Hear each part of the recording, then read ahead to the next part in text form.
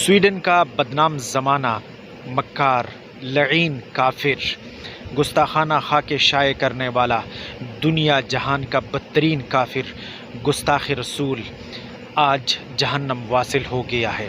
آج یقیناً بہت خوشی کا دن ہے۔ الحمدللہ اللہ تعالیٰ نے اس لعین کو عبرتناک سزا دے دی اور دنیا میں جہنم کا منظر پیش کر رہا تھا جب اس کی وہ چیتڑے اڑ رہے تھے اور وہ جل رہا تھا۔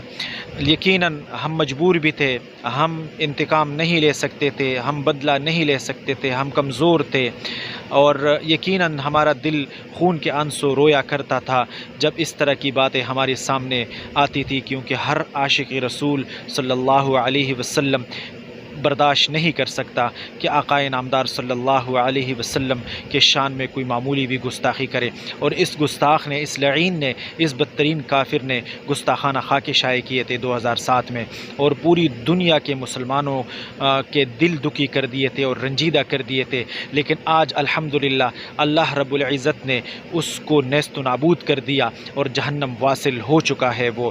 یقیناً جب اس کے خاک اور اس کی چیتڑوں سے آگ اور دھواں اٹھ رہا تھا تو یقیناً وہ دھواں اور آگ ہمارے کلیجوں کو اور ہمارے دلوں کو ٹھنڈا کر رہا تھا، کیونکہ اس لعین اور بدترین کافر نے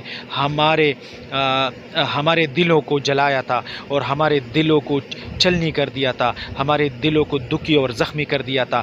آج اس کے جسم کے آگ اور دھوئیں کو دیکھ کر ہمارے کلیجے اور دل ٹھنڈے ہو گئے ہیں۔ الحمدللہ، اللہم صلی علی سیدنا محمد وعلی آل سیدنا محمد وبارک وسلم۔